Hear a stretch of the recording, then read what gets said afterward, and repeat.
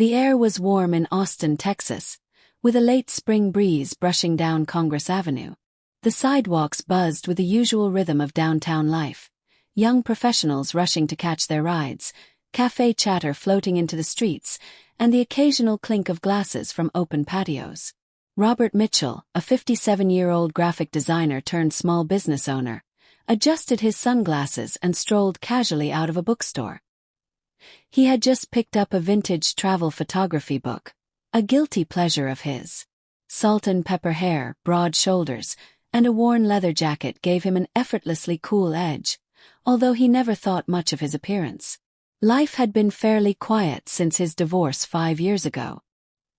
He poured his energy into his custom sign shop and lived a routine that, while peaceful, lacked the spark he sometimes craved. Still, he wasn't the type to chase thrills or try to impress anyone. In his eyes, younger women didn't notice older men like him. Not in that way. That belief was about to be tested. As he walked past a cafe, someone called out, "Excuse me." He turned slightly surprised. A young woman with long auburn hair, maybe in her mid-20s, waved at him from a nearby table. She wore oversized sunglasses and had a laptop open in front of her. "Yeah," Robert said, approaching with a hint of confusion. "Sorry to bother you," she said with a bright smile. "But could you help me with something? I'm trying to figure out how to get to the Barton Creek Greenbelt from here. Google Maps is confusing." Robert smiled politely. "Sure. It's not too far, maybe a 10-minute drive. You take Barton Springs Road then." "Hang on, I'll show you." He stepped closer and leaned slightly over her laptop. She smelled like citrus and coconut, the unmistakable scent of summer. As he explained the directions, she nodded eagerly, occasionally brushing her hair behind her ear, even though it wasn't falling in her face. "You must be from around here," she said with a playful glance. "Born and raised," Robert replied, smiling. "Austin's changed a lot, though. Not quite the same city it used to be." "Oh, I know," she laughed. "I moved here 2 years ago, still figuring out all the cool spots. Maybe you could give me a tour sometime." Robert blinked. It took him a second to process the statement. Was she? He laughed awkwardly, assuming she was being polite. "I'm probably too old to know the cool spots anymore." She tilted her head. "I don't think so. You've got that, I don't know, confident vibe. It's kind of rare these days." He gave a chuckle, thanked her for the compliment, and excused himself, walking off a bit flustered.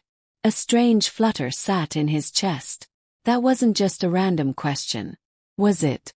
Later that night, Robert mentioned the interaction to his friend, Jeff, over a drink at their favorite quiet bar. "She asked you for directions to the Greenbelt?" Jeff asked. "Yeah." Jeff leaned forward. "Dude, that's not about directions. That's one of the classic openers women use to flirt, especially younger women who don't want to come off too forward." Robert raised an eyebrow. "Come on, man. You think she was hitting on me?" "Without a doubt. Asking for help or directions is a subtle way to start a conversation. She wants to see how you react if you're kind, confident, relaxed. If you play it cool, that's the green light for more." Robert sat back stunned. He had completely missed it. All these years, maybe he'd misread other moments too. Over the next few weeks, Robert couldn't stop thinking about that conversation, and the look in her eyes when she'd asked him about the Greenbelt. He started noticing a pattern. The barista who asked if he was from the neighborhood, the woman at the farmer's market who couldn't tell if she was buying the right herbs, the girl at the hardware store who asked for advice on tools she didn't seem to actually need. He began connecting dots. What Robert, and so many other older men, didn't realize was that many younger women used questions as gentle invitations, disguised as casual curiosity. Not because they were incapable of finding answers on their own, but because they wanted a reason to talk. A doorway in. Something light, non-threatening. And when the man didn't pick up on the cue, they'd simply smile, thank him, and leave, never revealing the deeper intent. Once Robert caught on, his world changed. One Sunday afternoon, while browsing vinyl records at a music shop, a young woman beside him picked up a Fleetwood Mac album and said, Is this band any good? My dad loves them, but I've never listened. Robert smiled. They're more than good. That album right there, Rumors, it's one of the most iconic ever made. She laughed. You sound like my dad.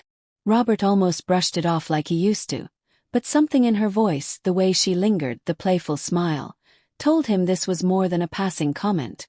You know, he said, if you're serious about getting into vinyl, I could help you build a solid starter collection.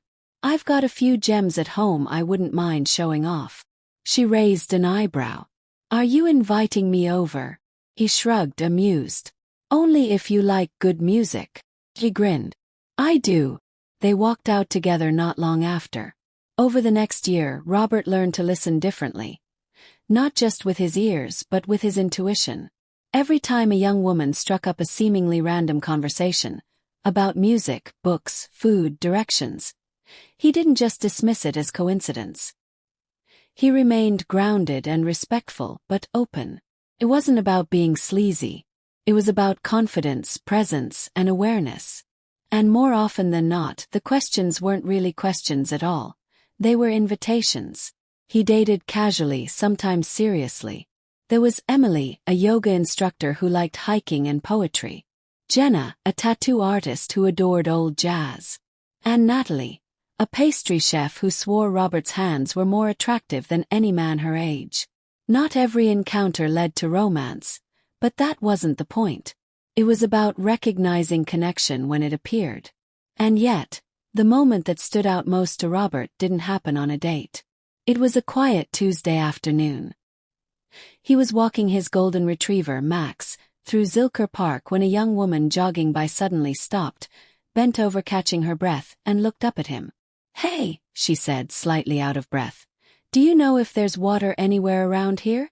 I forgot my bottle. Robert chuckled.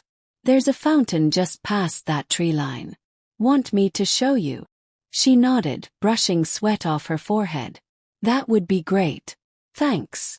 As they walked side by side, the conversation flowed easily. She introduced herself as Amanda, a grad student studying literature. They talked about books, running shoes, and favorite cafes. She was bright, funny, and had that spark of curiosity Robert now recognized so clearly. When they reached the water fountain, she smiled up at him. You're really easy to talk to. You have that calming energy.